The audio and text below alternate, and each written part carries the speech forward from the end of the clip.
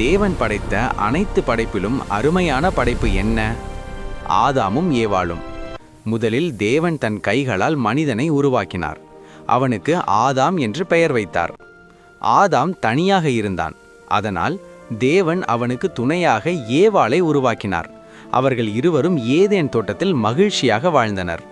தேவன் சொன்னார், இந்த மரத்தின் கனியை மட்டும் சாப்பிடக்கூடாது.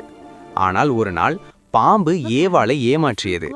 இந்த கனியை சாப்பிட்டால் நீங்களும் தேவனைப் போல் ஆவீர்கள் என்றது. ஏவாள் அந்த கனியை எடுத்தாள். பிறகு அதை கடித்தாள். அவள் அந்த கனியை ஆதாமுக்கு கொடுத்தாள். அதனால் பாவம் உலகில் நுழைந்தது.